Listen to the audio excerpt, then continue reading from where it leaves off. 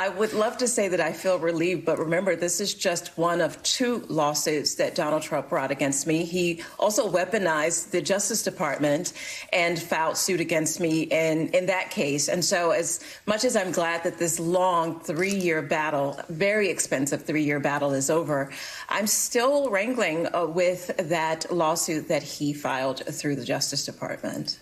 For decades, former President Donald Trump has used and arguably abused non-disclosure agreements to silence his staff and associates. But a recent ruling could mean the end of Donnie's NDA regime.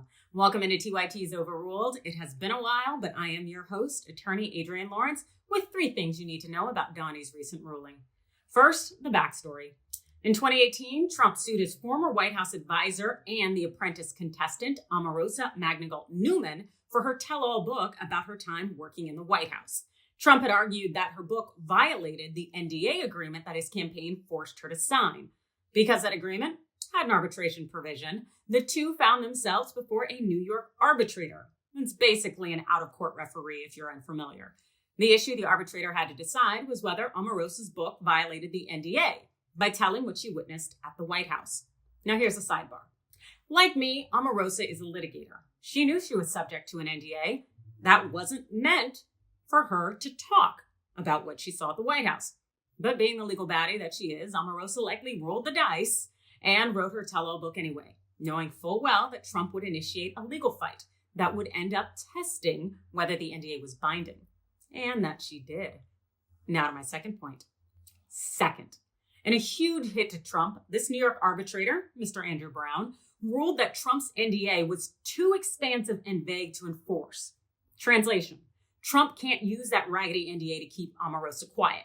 Specifically, the arbitrator said Trump's campaign NDA went too far by forcing Omarosa to never say anything remotely critical of Mr. Trump, his family, or his family members' businesses for the rest of her life.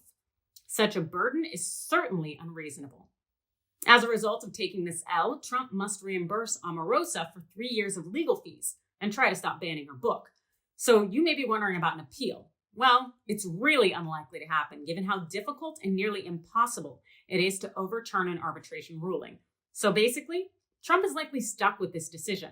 And this is a huge win for Omarosa, but an even bigger hit for Donald Trump.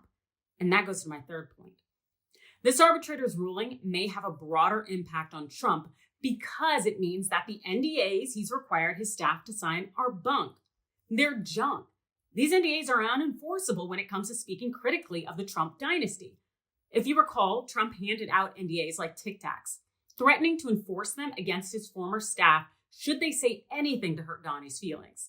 This arbitrator's ruling indicates that Trump doesn't have a leg to stand on when it comes to enforcing the NDAs against anyone he used to work with who speaks unflattering truth about him or his family.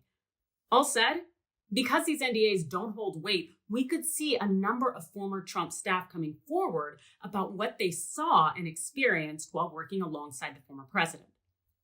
Of course, that doesn't mean that Trump won't still try to sue them, as we know he's quite litigious, but it damn sure means he's unlikely to win. So what do you think? Even though Trump's NDAs are trash, do you think he's still going to try to intimidate his former staff by suing them should they speak out?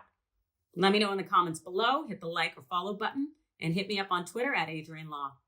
Thanks for watching.